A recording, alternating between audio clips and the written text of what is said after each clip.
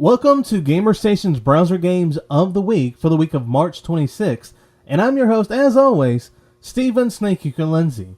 Now, starting off this week's list, at number 10, Run 2. Now, the goal of the game is really quite simple. Be able to get to the end of the level. Now, this involves jumping onto different platforms, which at times you can switch to different faces on different platforms if you jump onto them at the right time and at the right angle and certain other things. At the beginning of the game, you can choose two different characters to play as. A runner who has better movements, but isn't as great at jumping, and a skater who is a little harder to move, but he can jump further. I'm not really sure how that makes any sense, but it does. Also, this game can be hard to determine the distance of platforms and how far your character can jump because I guess the best way to say it is it's 3D objects in a 2D plane. Number 9, Photon Zone. Now this is a simple puzzle game. All you need to do is drop a ball from the top of the screen and make sure it's in the right path to go to the right place that it needs to go to. Now, in certain levels, there's multiple ways that you can finish this, but other ones require some planning, otherwise you might end up blocking off a path. Now, it's not really all that difficult or challenging, but it is fun to play. Number 8, BioAssault. This game is a cyberspace shmup, and as it's a shmup, I schmuck at this game. Anyways, for those that don't know what a shmup is, more or less it involves this. You're a ship that shoots at other ships, and they shoot back at you, and there's usually tons of bullets that you gotta dodge. And I suck at them. Now, after each level, you'll be able to upgrade your ship with the points that you get during the stage. Although, sometimes the stage like to end kind of early, so you can't get all the points and stuff that you need to get, like after a boss battle. Although, I must say, I was able to get past a few levels in the game, till I got to this one and died horribly and quickly. Number 7, Infect, Evolve, Repeat 2. Now in this game, you control a germ that can infect red blood cells. You can also attack white blood cells, and that's probably about it. Now the goal in each stage varies. Certain stages involve you infecting a certain number of red blood cells, some involve killing white blood cells, and some involve having enough germs on screen. Now after each stage, you can upgrade your germ to be better prepared for the next stage and what lies ahead.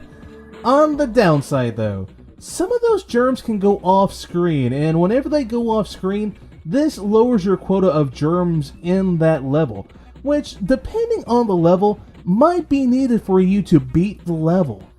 Number 6, Infinite Tower RPG. Your goal in this game is simple. Survive as long as you can in the tower. At the beginning of the game, you can choose from 4 different classes: Rogue, Axeman, Knight, and Paladin. Although that Paladin class is a very special class and only available on Game Jelly, and you can tell it's special because he has slightly different looking art, and of course it tells you that you can only get it on a certain site. Anyways, if you're looking for a deep, meaningful RPG, this game is very lacking on that part, because the only thing you do in this game is choose which stats you want to upgrade and what to buy. All of the fighting is done automatically. So this is really more of a statistical and prediction game than an RPG, because all you do is pick which stats will be the best to get. Should I go with the speed? Should I go with the attack? Should I go with HP? Or maybe even defense? Anyways, this game can be surprisingly fun for the first few floors, but after maybe 10 minutes or so, it can begin to become quite a bore because the only thing you're doing is watching numbers and choosing which upgrades to go with. We're halfway through our list, and that means it's time for our classic browser game of the week. And our pick for this week is Classic Faction Series. Now, this is a brawler series of games similar to Super Smash Bros. In a way, but with more weapons to use and unlock and sort of a more reliance on having to use those weapons. Now, the goal of every single game is more or less beat up your opponent to win. Now, there is a sequel to the first one that improves the graphics and adds some different characters and probably some different weapons and all of that, but my personal preference is always the first one. It just felt better to me. I don't know why. Starting back on our list at number 5, Pixel Land. Now this is a challenging platformer that just gets harder and harder as the game goes on. And if you construct it the right way, it sort of reminds me of Super Meat Boy. Now the goal of the game is simple. Touch all the white platforms, change their colors, and never touch the red ones, as they instantly kill you for some unexplainable reason. I haven't learned why. Now there are 5 worlds with 5 levels in each of them, and also there are some challenge levels in each of those worlds, and also if you complete enough challenge levels, you can play some puzzle levels. Now the game may be a little bit annoying to some, and that comes down to the controls. They might feel a little slick to some of you, like it does for me at times. Number 4, Bimb. B-I-N-B? I don't know. Anyways, this is a Bomberman-esque style of game. If you played Bomberman, this is going to seem very similar to you. Your goal is to kill all the enemies on the stage and to find the stairs. You do so by using bombs to blow up all the poor inhabitants that happen to get in your way. Now, scattered and hidden in crates are power-ups that can improve your bombs. Now, I must say, if you don't like Bomberman, this game can be really slow. Even if you do like Bomberman, this game still might be a little slow. Number 3, From Beyond. In this game, you control a deity, a god, a creature, something that comes from the beyond, who has his sights on destroying Earth. Now, you get several things from the stars that you can throw at the Earth, such as asteroids, UFOs, and, yes, even my unreasonable fear, black holes. Now, in this game, you're here all about the high score.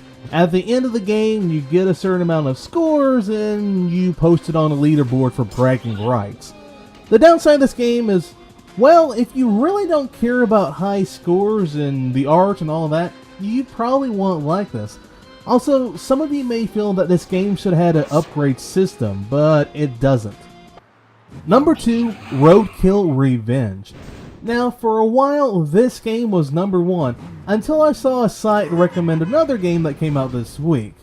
Now, in this game, you control some animals out for revenge against humans.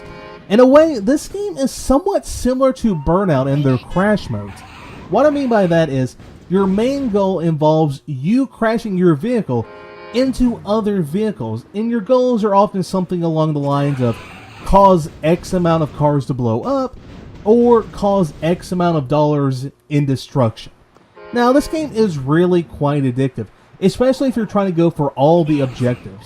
Now, on the downside though, I must say that sometimes the physics can be a little off, as in your car goes sliding around a car when hitting it, or it just begins to go around in circles after that point.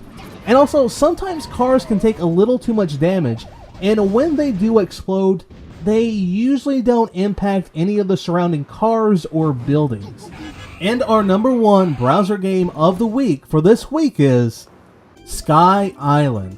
Now, this is an interesting puzzle platformer game that sort of makes me think of Fez, at least in the gimmickal mechanic part. In this game, your goal is to collect all the stars in the level, but some of them aren't viewable. Now, what you can do is rotate the world 360 degrees, but you can only play the game out in a 2D plane.